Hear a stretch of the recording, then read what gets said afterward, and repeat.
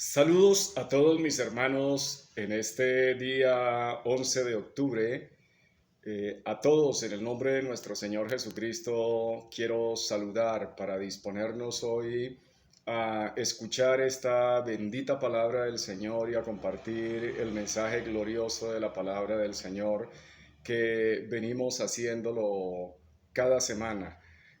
Quiero saludar hoy a todos mis hermanos que están en todo nuestro país, la República de Colombia. Igualmente quiero saludar a todos mis hermanos que se encuentran en otros países, hermanos que están en comunión con nosotros, que están en la sintonía, que compartimos esta fe y esta gracia y estamos entrelazados por la sangre del Cordero.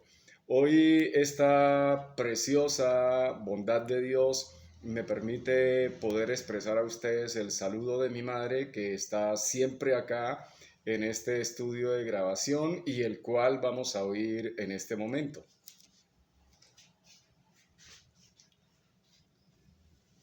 Muy buenas tardes, amada iglesia, a toda mi familia y a mis amigos y a las personas que en esta tarde y en esta semana tengan la oportunidad de escuchar este mensaje. En el nombre de nuestro amado Señor Jesucristo, les insto para que cada uno de nosotros pongamos atención y atesoremos este mensaje y lo compartamos con las demás personas. Que el Señor nos continúe bendiciendo y muy buena tarde para cada uno de ustedes.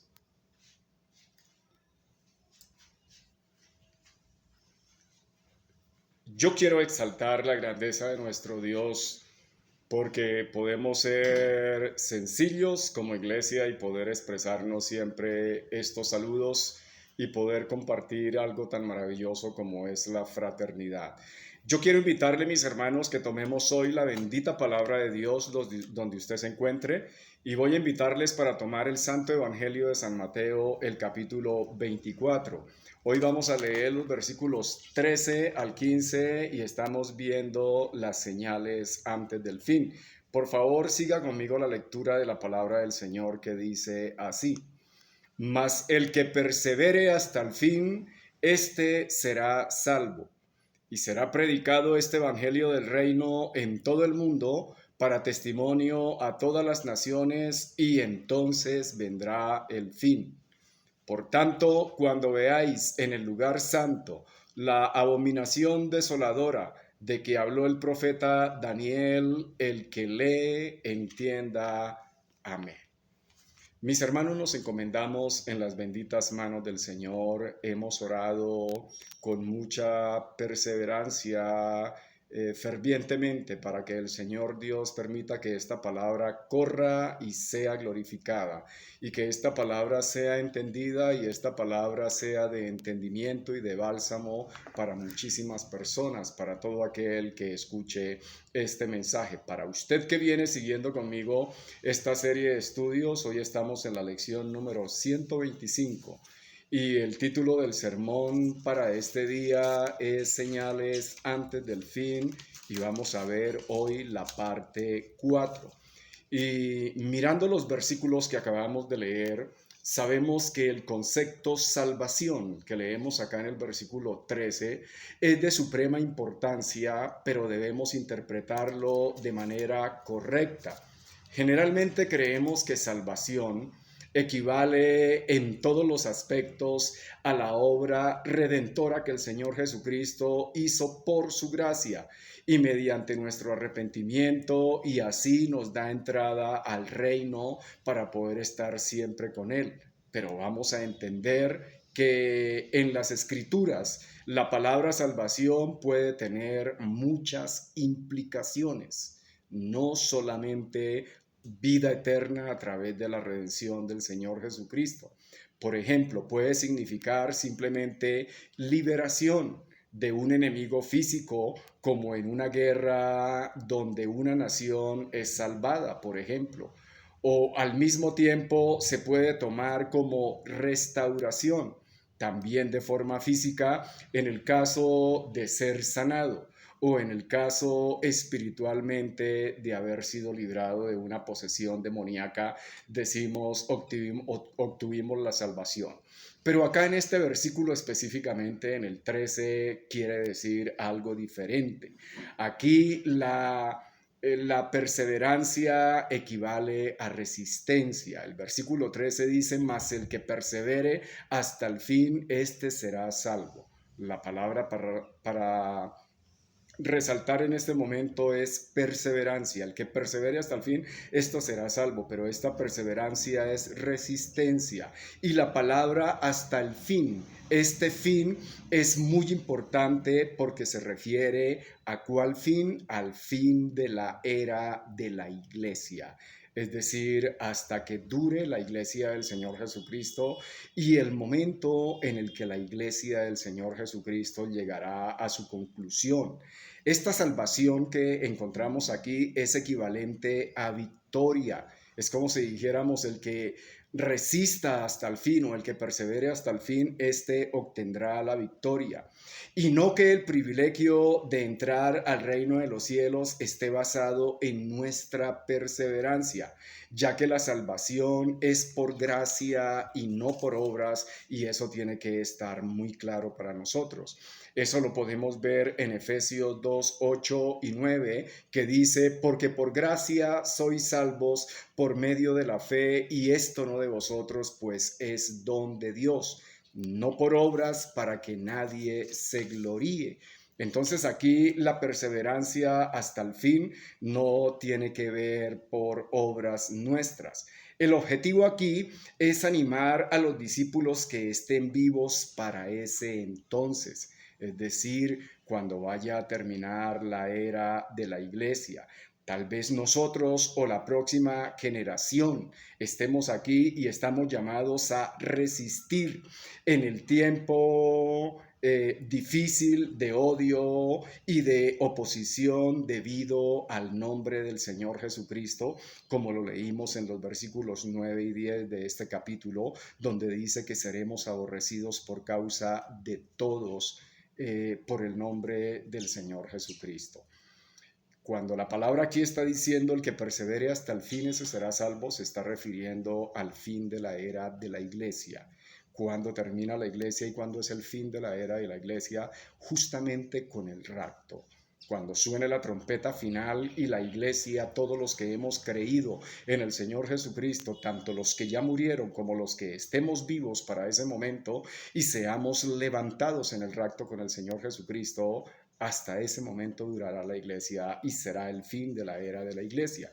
El versículo 14 dice, y será predicado este evangelio del reino en todo el mundo para testimonio a todas las naciones, y entonces vendrá el fin. Esta es la tercera vez que el término fin aparece, desde la pregunta de los discípulos, donde el Señor Jesucristo está hablando a sus discípulos para los discípulos de todas las épocas. Recordemos que tan pronto el Señor Jesús sale del templo, sus discípulos le toman aparte y le dicen al Señor, dinos cuándo sucederán todas estas cosas. ¿Qué señales habrá del fin del siglo? Ellos le están haciendo esta pregunta. Cuando ellos le están diciendo del fin del siglo, lo equivalente es al fin de la era de la iglesia. Siglo equivale a la era de la iglesia.